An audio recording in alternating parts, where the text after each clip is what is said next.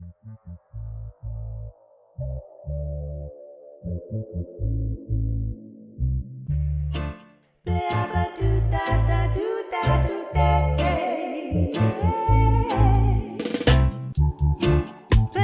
harp in a bar on the beach, where I first saw you, boy.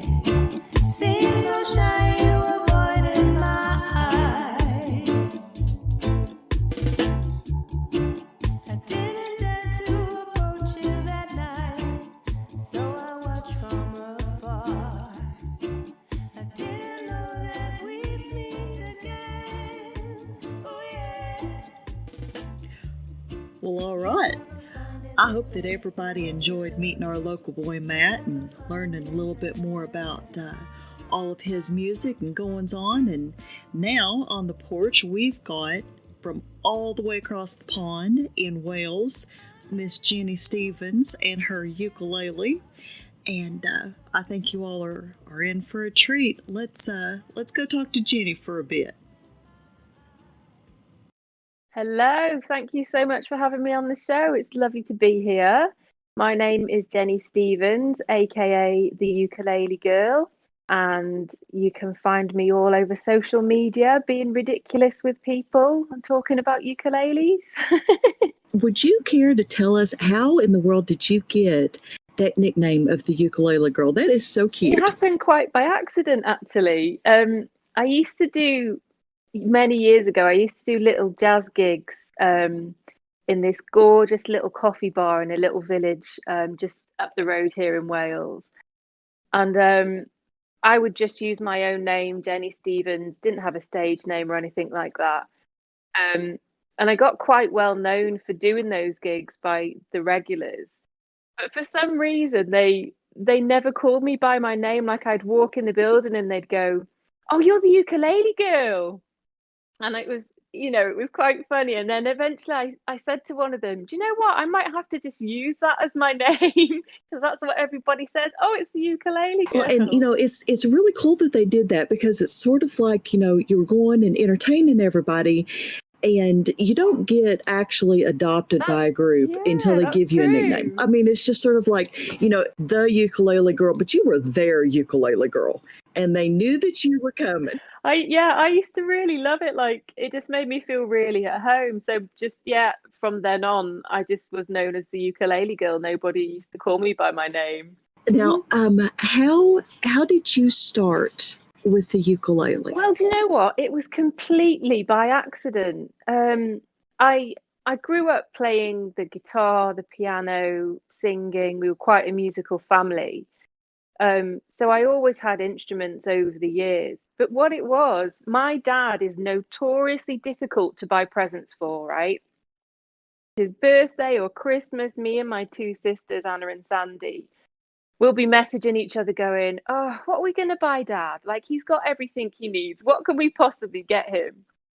So it was one Christmas, oh, maybe more than 10 years ago now. And my big sister, Anna, bought my dad a ukulele because he's a guitar player.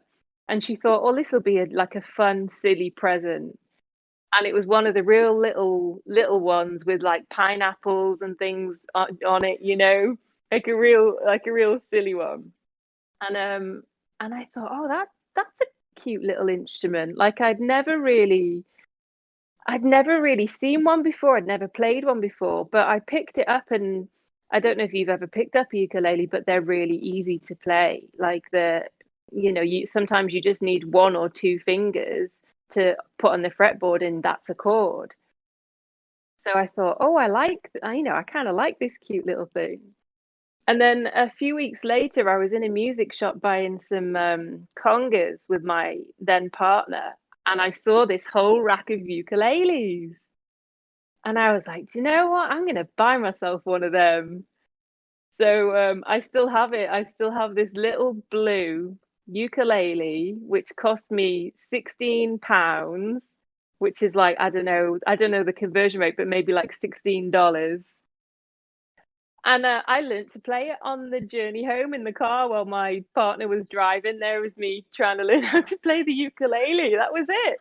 Oh, that sounds, I mean, it sounds delightful, and it goes so much with just the sound of the ukulele itself. That was the one of the first things that stuck out when I found you. Is I had my headset on, I was working, and then I heard, just this tingly little music, and I was just like, somebody's playing the ukulele.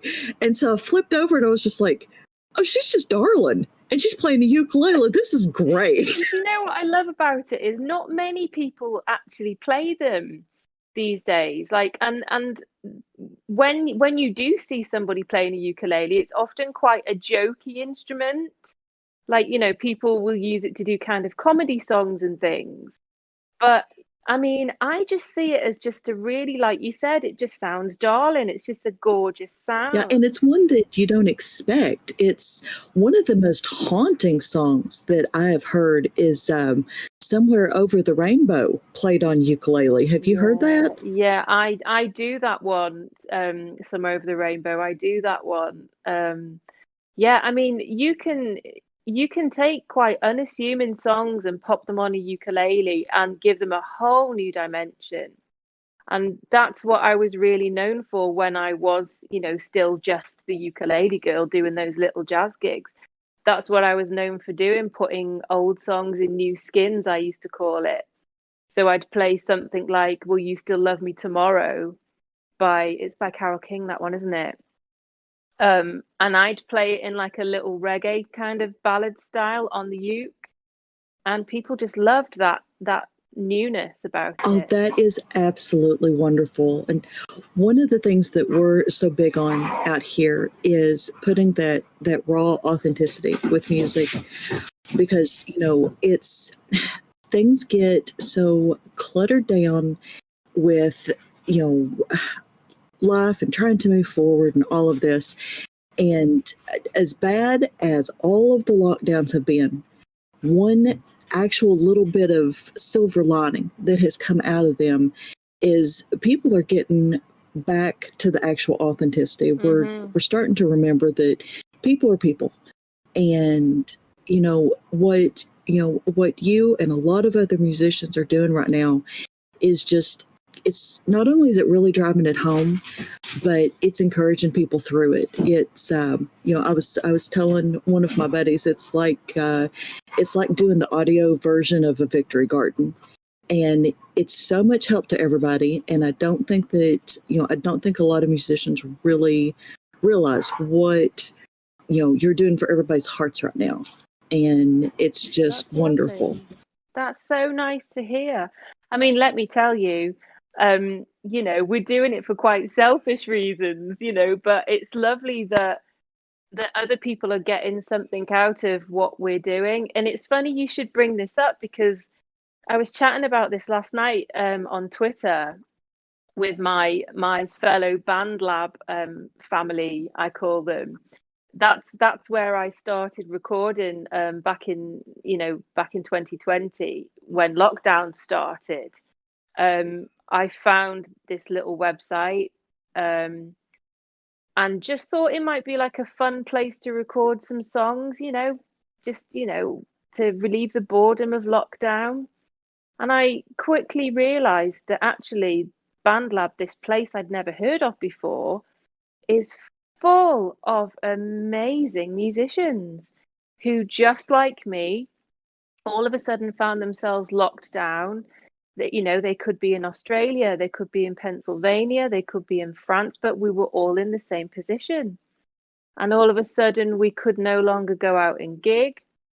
And we all kind of turned to this place at the same time and started really concentrating on writing and recording and working together to do collaborations. And that's where a lot of the musicians that you're seeing on places like Twitter, that's where we all came from. We all came from BandLab. We all got to know each other by collaborating. And we were all saying last night how grateful we are for that, because goodness knows I couldn't tell you what I would be doing right now had I not found that website had I not found those fellow musicians. I mean, it was my absolute saving grace of 2020.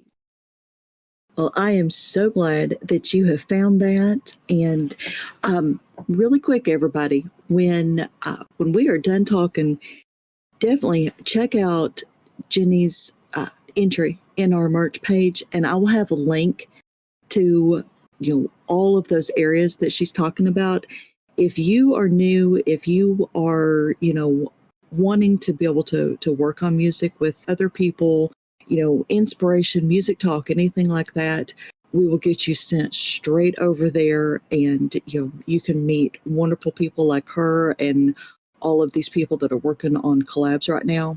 And Jenny, especially with some of the new people who are, they're trying to find that, the people that are just before that step that they find that, what kind of advice can you give them about, I've seen people doing stuff on Instagram, and we've talked about the music community that's just blooming all over Twitter. Where else can you direct If people? you're somebody listening to this who would love to maybe start writing music, or maybe you already do write music and you'd love to learn how to record that, I would tell you to download the BandLab app on your phone. Just get it from the App Store, or you can actually visit on your laptop and do it via your browser. It's just bandlab.com. You just sign up. It's all free. Sign up to a profile. And basically what it is, it's almost like a social media platform, just like your Facebook or your Twitter or your Instagram. But behind the scenes, it has a digital audio workstation where you can actually record your songs. It's all free, it's all integrated. So you could, pitch up in there, bandlab.com, go behind the scenes and say, I want to record a song. So you open a new song, you get out your guitar, you sing a nice track, and then you think, do you know what? I'd love a singer to sing on that track with me. And then you come across my profile and you go, oh, she sings. Oh, and she says she'll do backing vocals if people maybe want backing vocals. So then you say, hey, Jem, I'd love you to sing on this track with me. And I'll go, yeah, sure, I'll put some backing vocals on that for you. And then I can collaborate on that project that you created, and I can put some backing vocals on there. And what you get is this lovely, lovely collaborative effort between musicians all over the world. I mean, my top collaborators are a guy called Reckless Velvet who lives in Melbourne, Australia. We've done a couple of songs together. My other collaborator, Mike, aka Godzilla Attacks Tokyo Kamikaze Blues Band. He has the best band name ever. He's up there in Pennsylvania. And we've done about 5 songs together now. And he just found me on BandLab and saw that I'm up for singing with people, and he said, hey, do you want to sing on this blues song? And I said, yes, please. So yeah, I mean, get on BandLab. It's a great place to start, and it's a great place to test out your music. If you would then like to go on to maybe release music and have it available on iTunes and places like that, it's a really great place to have it peer reviewed by other musicians and knock it back and forth a bit. That's what I still do now. I just did a song last night with a guy in the UK. I released it on BandLab first so that all my musician friends can knock it about and tell me what's good and tell me what's not. And yeah, I can't rate the place highly enough. That sounds it sounds absolutely wonderful. And, I will make sure and have links up to that, because especially right here, we've got all of the recording options for people, and live gigs are, they're very temporarily closed. But for right now, they're closed, and we need to keep everything alive. Having that place and artists like you on there is that's a treasure trove, people. And there's so much creativity going on over there. I mean, I've been a performer for 20 years, and I haven't written a song for 20 years because I've been too busy singing everyone else's songs. So all the creativity I had as a teenager, I was writing songs from the age of like 12, 13 to the age of like 20. But then when I got in bands, I stopped doing that completely for 20 years. And it wasn't until last year that I all of a sudden, because I had no gig outlet, my creativity got channeled into writing. And last night, the song I posted last night was my 44th song that I've posted in the last 6 months. Oh, wow. Now, Jenny, would you care? I know that you said that you've done, lots of covers and you just started writing again. Could we get you to do a song for Yeah, us? absolutely. I'd love to do a song for you. Would you like me to do the whole song or just a little snippet for you? I'll do the whole song. Okie dokie. I'm gonna do it on my ukulele here. This is one of my favorites. I love performing this. It's by Jason Mraz and it's called I'm Yours. Well, you done me and you bet I felt it. I tried to beat you, but you're so hot that I melted. I fell right through the cracks. Now I'm trying to get back. Before my cool down run out, I'll be giving it my best. There's nothing's gonna stop me but divine intervention. I reckon it's again my turn to win some or learn some, but I won't hesitate no more, no more. This is my fate. I'm yours. Ooh, yeah.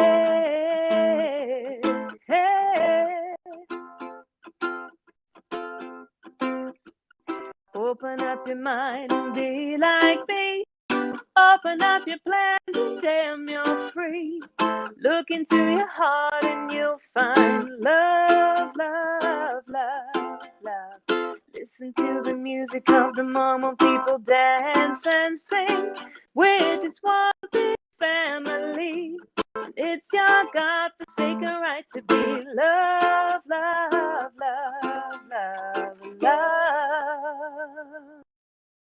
Oh, I won't hesitate no more, no more. This is my fate. I'm yours. There's no need to complicate. Our time is short.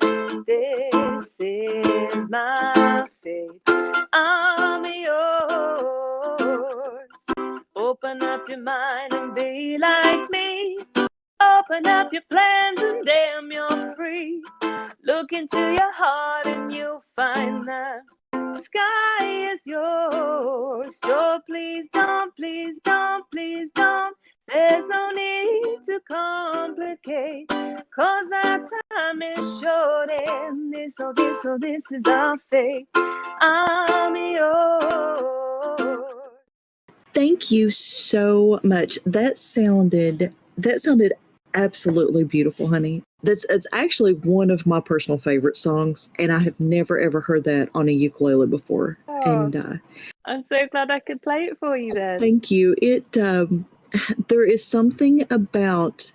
I caught myself halfway through the song. I was just like, "You're smiling," and there's something about hearing a ukulele itself that just you can't hear it and Oh not smile. yeah, I mean for sure, and especially a song like that done on the ukulele. As soon as I start those opening chords, whenever I play that live, the whole room just lights up smiling. Oh yes, oh yes, and even Mm. now, do you find when you're doing a more, you know, serious song or a different emotional feel on a song, but you still have that smile, you end up getting these poignant smiles, and it's like it hits you different. Yeah, I mean, The ukulele is as versatile an instrument as a guitar. You know, it can do the happy stuff. It can do the sassy, jazzy stuff, which I, used to do a lot of, like, why don't you do right? Like my ukulele really lends itself to that. Or, it lends itself to the more low-key, maybe ballady songs, like Dream a Little Dream is one that I used to do a lot, and that sounds beautiful on a ukulele. Oh, that would be absolutely haunting. Mm. See, I told you the ukulele was fierce. You thought I was kidding. Oh, do you know, it made me laugh when I read that. The ukulele fierce. I had visions of me like setting one on fire with lighter fluid and things. Like Jimi Hendrix. Well, it is a ukulele, so it'd be, little sparklers and one of those little, little paper umbrellas. Oh, it made me laugh. Yeah. Well, yeah, I mean, the ukulele, it can be anything, it can really be sassy too. Like the ukulele which I just played for you is slightly larger than the ones you're used to seeing, and it sounds slightly moodier. And it also has a low string on it, which gives it a little bit more of a serious kind of sound. And that and jazz just fit so well together. Oh, I would say I can almost imagine it. Mm. Now, you said that you have started writing again. What type of things are you writing? And, do you use just things that you see, or, emotions or personal stories, or, can you give us a little bit of an insight into how you create? Well, it's funny. I've got a lot of songs from when I was a teenager, and they were quite definitely storytelling, quite situational, talking about interactions between people as me as a third person, observing them.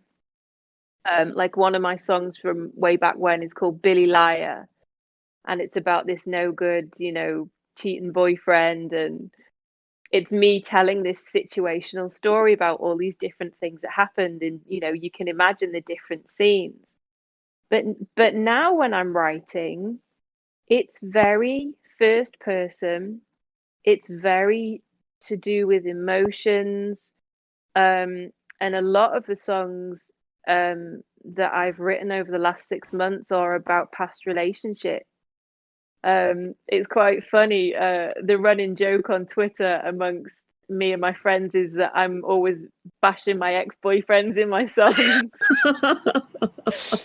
It's this like running theme that everybody's like, oh, and here we go again. Here's another one about an ex-boyfriend. But I mean, it's such a rich well to draw from, those really key emotions that you go through, during a breakup. And they stay with you, no matter how many years later you're writing about it. I mean, one of the songs I wrote last year was about a breakup I experienced when I was 21. And the emotion was, and the memories were still as raw when I was writing it 20 years later. And the thing about relationship songs is they're so relatable. So, anyone listening to that song who had a similar breakup will be like, oh, yeah, that got me in the feels because they've been there. Yeah, that's one that it's universal. I don't care where you are, who you are, how old you are. I mean, even out here, people who have never even heard of country music, you play He Stopped Loving Her Today, and everybody knows that song. Yeah.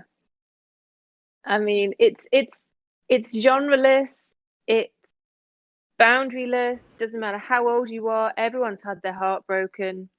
Everybody's got that one that got away. It's a universal language, isn't it? The language of love and loss. And when you hear a song that you really resonate with, God, it hits you different, Yeah, back down to, pulling out that authenticity and reminding us that we're all people. I mean, and I'm so grateful for being able to get down those feelings, which, may have been swirling around in my head for the past 20 years.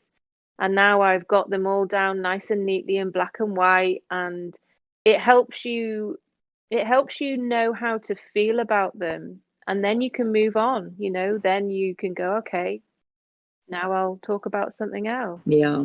Yeah. It's the catharsis of getting it out, and then Yeah. the added bonus of, you've got people who haven't been able to, and they hear that, and at the very least they think, you know what, you know, I'm not alone.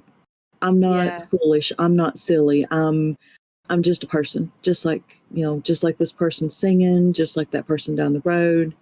It's the great equalizer. And it's amazing how something that someone's talking about, which is so personal to them, like one of the songs I wrote is a very personal account of a breakup I went through. And I didn't expect anybody to, oh, I expected them to, recognize themselves in that story, but not resonate on a deep, deep level. But one of my friends on BandLab, he he just that song just gets him in his soul. For some reason, what I'm talking about just gets him right to his core. And this guy's a really talented songwriter in his own right. I adore his music. He can do no wrong as far as I'm concerned. But there's just something about this song which expresses for him this thing he hasn't been able to express for himself. And yeah, it's just a universal language, isn't it? Thank you for telling us, about how you actually create that, because that's one of the things that I've heard from so many new people is, well, I've got this, but A, somebody will think it's silly, or B, I don't think that it's good enough to be a song. This is too simple. This is, and there's all of this that you can draw from.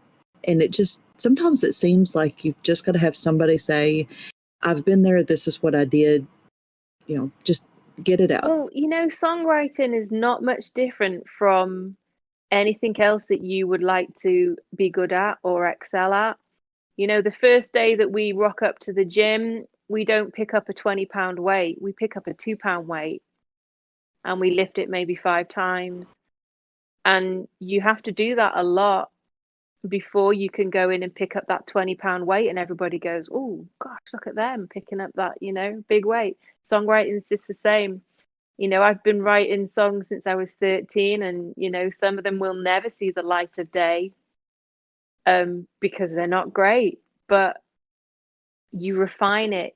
Every time you go back and you write and you put your experience down on paper, you refine your craft, and then eventually you can you write a song that people go, gosh, wow, I really enjoyed that. So anyone who's looking to get into songwriting, just get yourself a nice little journal, write down your thoughts and feelings about something which hits you strongly, whether it's love and loss, or the way the sun looks on the ocean that day, or whatever's in your head. Just put it down on paper in black and white, and the more you channel that, the more easily it comes to you. Yeah, I'm glad that you said, the easy come to you, because it is like developing a muscle. Oh, for It's sure. the same thing happens in fiction writing is, I tell people, you've got to expect a good 50 or 60 no's before you get a yes Yeah. on any type of Oh, publication. yeah. And people will get like, like 5 or 10, and they're just like, oh, I'm failing at this. And no, honey, I have an entire box of rejections, and that doesn't keep you from getting published. It just, it just means you hone it. That's all there is to it. Absolutely. I mean, there's no better way to learn than trial and error, right? We don't learn anything by doing things perfectly all the time. One of my favorite sayings at the moment, I've got it as my background on my laptop, and I read it every day. A smooth sea never made a skillful sailor. So, if everything comes easy and everything goes right for you every time, you're not going to grow as a person, and you'll probably write quite boring songs. Exactly. If you don't get your heart broke, you can't write a love song. Yeah, I mean, who wants to hear 50 songs of someone saying how happy they are? No one wants to hear that. We want to hear how you've had your heart broken and how you've been crying into your gin, That's what we want to hear. Oh, yeah, keeping it real, people. Duh. Yeah. Now, you mentioned two of the people that you're doing collaborations with. Have you got some new stuff in the bullpen? What do we need to start looking for? Just either here coming up or even this spring. What can we expect out of you? Well, what tends to happen is when you find a collaborator who you work really well with, you tend to go back time and time again. So yeah, my two favorite guys, Reckless Velvet from Melbourne in Australia and Godzilla Attacks Tokyo from Pennsylvania. We've done a few songs together. We work really well together. So it's the kind of ongoing relationship where we'll just keep doing more stuff. Me and Mike, aka Godzilla, we just released a single last week called My Head's Just Spinning Round. And what it was, Mike wrote what he thought was a rock song and he sent it to me. And I just heard something quite different. I heard like a really layered vocal, kind of almost 90s shoegaze type of song with lots of swirly vocals. And we're just constantly innovating, and they'll send me something and they may tell me I'd like this to be done with it, or they might just say go crazy. So me and Reckless Velvet, we've got a couple of little secret projects in the pipeline, which you guys will be seeing soon. And yeah, no doubt me and Mike will be writing more tracks together. We've got about 5, I think, right now. And we've also like to do some video projects as well for the songs that we do, because it's always real nice to have a video to go with it. One of the songs we did called Here We Are, which tells the story of a group of friends who, no matter where they've moved away to, no matter where they've gone in life, whether they're married, whether they've got a big important job, they always come back to the same bridge in the same town, and they meet and they have a beer. And when we'd written that song, Mike said, I'd love to do a video for that. So we used a combination of stock footage of, like groups of friends drinking beers. And then I actually went out and filmed myself in like an underpass and did some pieces to camera singing the chorus and things. And that's always real fun doing video projects to go with the songs that we've written. So yeah, loads more to come. I couldn't even tell you how much. I am so excited, and anybody who would like to keep up on what Jenny is doing, obviously we will keep links up, but she has got Twitter, she has got social media all over the place. We've got links to it, but Jenny, would you care to do a little bit of a shout out about where all people can find you? Absolutely. I mean, the main place that I tend to put most of my things is YouTube. So you can find me at youtube.com/Miss Jenny Stevens. And then, yeah, I'm kind of everywhere, either under the name Jenny Stevens or the Ukulele Girl. I still like to use that handle because, I don't know, it's kind of sentimental for me. So you'll find me on twitter.com/the_ukulele girl and instagram.com/the_ukulele girl. And I also, get this, don't judge me, I just joined TikTok. Some of the stuff that I have seen coming out of there, it's a mixed bag, but creativity will always find a way. Oh, do you know, I had a complete misconception of it before I joined. Like, I think most people have quite a misconception of what's over there. But I went on and number one, it's addictive. I'm sitting here like at 1 a.m. in the morning going, I need to go to bed now, but I'll just check TikTok. It'll just take a minute. Yeah. I'll just have 5 minutes and it's 3 a.m. But yeah, like you said, so much creativity going on over there. And the big trend at the moment is sea shanties. Have you seen this? Okay. I don't judge me. I love a good sea shanty. I have loved a good sea shanty my entire life. I am Um, with you. yeah, I was big into Great Big Sea when they came out. I mean, Oh, yeah, I do love me. And so I come through there, and then all of a sudden I'm surrounded by sea shanties. And I was just like, our time has come, people. yeah.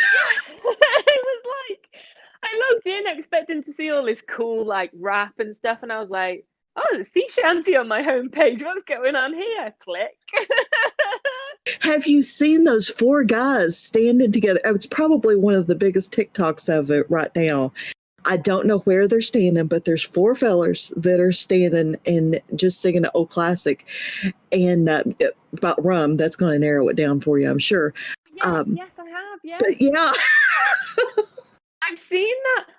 Do you know something? When I first saw it, I thought it was a parody because they look like real cool, trendy guys in the skinny jeans and all the no socks and slip-on shoes. And I thought, oh, they're obviously some kind of a boy band and somebody's overdubbed a sea shanty. This is funny. And then I watched their lips and I was like, no, these guys are really singing a sea shanty. yes. I got up close to the TV and I had my hand on my hip. And I was just like, this can't be real. And then I did the same thing. I watched their lips and I was just like, these fellas are actually singing. This is cool. I mean, I don't know the backstory, but I was hooked. Well, apparently me and you and a few million of our closest friends are, just taken back up to the sea shanties. Oh, yeah. Okay, so what we've established so far is sea shanties are taking over the world.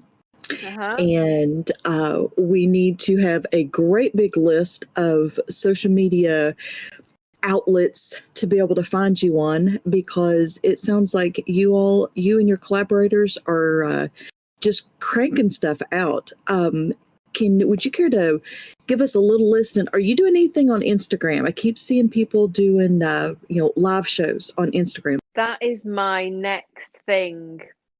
Funny you should bring it up. Yeah, that is my next thing.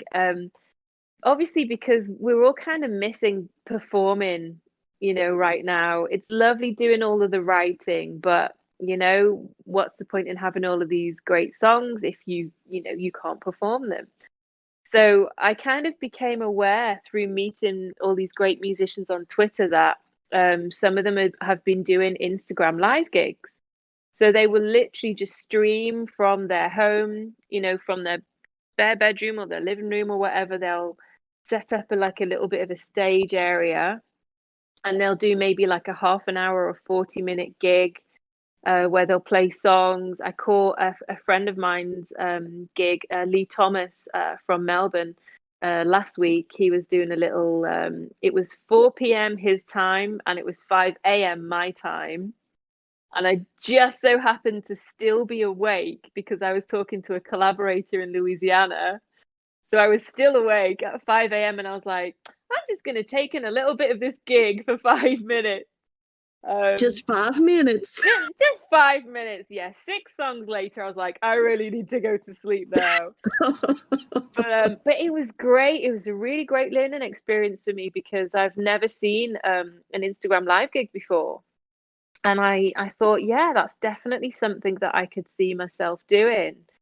So in fact, the day after, I set up like a little bit of a practice stage area in my living room. And I'm pretty much ready to go. I just need to kind of finalize when I'm gonna go live. And I've asked a few of my lovely Twitter musician friends if they would be so kind as to attend the Instagram live gig so that they can critique my setup, tell me if it looks good, tell me if the sound's good. because that's really probably going to be the difficulty. It's hard to understand what it's going to look like to somebody else. Of course, when you're setting up a real gig, you go out into the audience and make sure your sound's okay and you make sure your stage looks okay. But thankfully, my lovely musician friends have all said, "Yeah, we'll be there. We'll critique it for you." And then eventually, I'd love to be able to tell everybody to come along and come be in my living room and listen to me playing things like Jason Mraz on my ukulele, and maybe a few of the original songs that I've been writing. I think that would be a real nice thing to do one evening. Oh, I think that it sounds like an absolutely wonderful evening to do. Bringing everybody right there into your living room. That's just the way to go. Until we can get out, pull people in. Yeah, oh, for sure. And when you're at these little gigs, I've been to a couple of them now. It just feels like it used to do in that little old jazz cafe above the coffee shop that I used to play in, when people are sitting around on sofas and drinking coffee. It's that same vibe, that real small audience, that intimacy. One of the girls, an Irish singer called Sonia D, she did a little gig last week, and it was just her and her guitar singing. And I watched it on my laptop, and I actually filmed a little bit of the footage so that she could see what it looks like to us. And I couldn't help but harmonize along with the song she was singing at the time. And I sent it to her and said, "Thank you so much for having me in the audience. That was just so lovely." And I think that, whilst we can't do that kind of thing in real life right now, these little gigs that people are putting on just from their homes, it's kind of satisfying that want for live music. It gives you that sense of immediacy, and that it's a nice intimate setting. I mean, it has to be. It's a living room. Yeah, and connection. There's Sonia in Scotland, and here's me in Wales watching, and no doubt people all over the world watching. It's just, it's a great sense of connection. Mm-hmm. Well, I expect to see a whole lot more clicks in from Central Appalachia as everybody starts getting into these, and watching and discovering all of these people that quite honestly, I don't think that we would have found some of y'all had it not been for all of this. And I'm very, very grateful. Do you know, it makes my day to think that a little Welsh girl is on the internet radio all the way over the big pond in the US, and folks are sitting out on their porches listening to this. Like, that just makes my day. Mine too. Mine absolutely too. I would love, until the day that we can actually have you over and actually sit you on my porch and pull out a guitar and a ukulele, and I kind of have a cello sitting over here. And as my daughter would tease me, Mama grabbed the spoons. I happen to love the spoons, and she calls them hillbilly castanets. Oh, I love the spoon. I love the spoon. The spoons are underrated. People are just like, "Oh, it's cutlery," and I'm just like, "No, it's percussion." Oh, let me tell you, folks listening, it takes a lot of skill to play the spoons. Mm-hmm. Don't be misled. Like, April's right. It takes a lot of skill to play the spoons. Yeah, and they can be delightful. You know what? People are making music. Just sit down and enjoy it. Yeah. I mean, gosh, anything goes with music. We used to get together in our local pub up here in the winter time. And one night we were in there was spoons being played. There was a saw being played. Someone had brought their bedside cabinet and were banging on it. Like, anything can make music. Mm-hmm. We've got, there's entire, washboard bands out here. Not a whole lot of them anymore, but music like life will always find a way. Do you know skiffle bands? We do you use the word skiffle over there to describe those bands? No, actually, I haven't heard that. I like that though. Yeah, I mean, that was the term that we would describe to used to describe those kinds of bands that preceded rock and roll really over here in the kind of late 50s, like before the Beatles really took off over here. My uncle was in a skiffle band, and they were huge over here. You know, like you said, with the washboards and the stand-up bass made out of like a tea chest with some strings stuck on it. And you know, that was what people were making music with in the 50s before rock and roll really became big over here. And I love all that kind of grassroots music. One of my friends has just started building cigar box guitars. I think you call them, do you call them two-string diddley bows over there? No, I mean, I've heard of box guitars, and we've got dulcimers and mandolins and fiddles, and everybody who builds them, Yeah. there's kind of like local words for everything. Yeah, that's right. It was C6 Steve who calls it his two-string diddley bow. Have you ever seen C6 Steve? No. He's a fantastic performer. He looks like he just jumped off the last cargo train that blew through town. Like he looks like he's been riding trains his whole life. And the amount of talent that guy has got is unreal. He will just sit with a two-string homemade guitar, and he'll be stomping on a tea chest on the floor, and he makes the most amazing music. He's great. Check him out if you get the chance. C6 Steve, his name is. Oh, we will definitely have to. And I'm going to put up a link. We'll find C6 Steve, and we will pop him a link up here. Well, Jenny, our time is just about done, but is there anything that you would like to tell everybody before we have to let you go? Thank you so much for having me on the show. It's been such a giggle. I've really enjoyed it. I've really enjoyed chatting to you. And I hope everybody's enjoyed hearing about songwriting and Band Lab and Instagram live gigs. And if it's something you want to get involved in, then come and find us. There's a great indie music scene on Twitter. Come say hi. If you want to learn how to write songs, come find us on Band Lab. You know, we can create some music together. But yeah, I've really enjoyed chatting to you today. Thank you so much for having this little Welsh girl on your show. Thank you for letting me speak to you on your porches. Yeah, lots of love from Wales and the Ukulele Girl. Well, we were certainly happy to be able to meet you and get to know you a little bit. And, thank you for coming and hanging out on the porch with us. And, we can't wait to have you back just as soon as we can.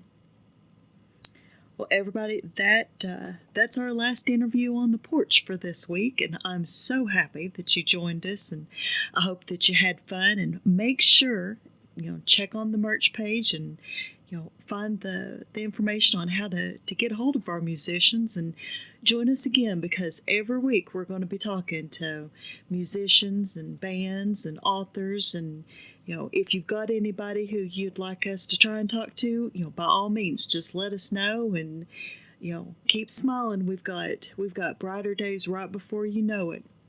So I hope you enjoy the music, and you all have a great day.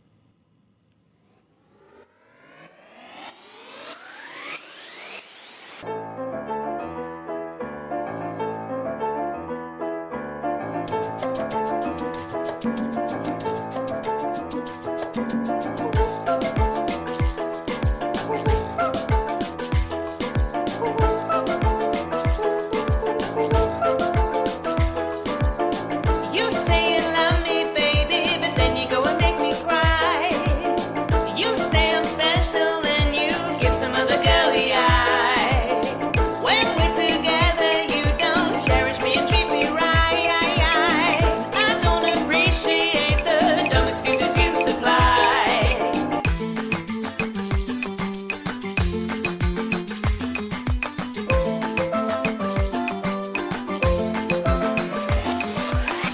My good friends tell me that you're only looking for a fling. They didn't know you and you promised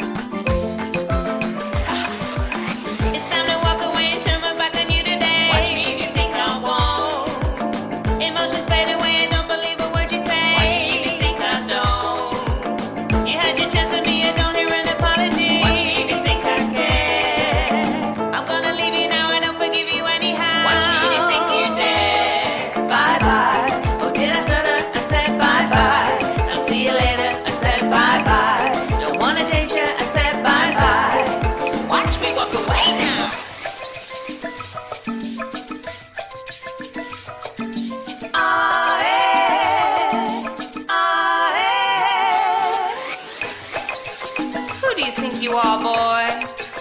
You think you're so fine. Well, guess what? Bye-bye. Oh, did I stutter? I said bye-bye.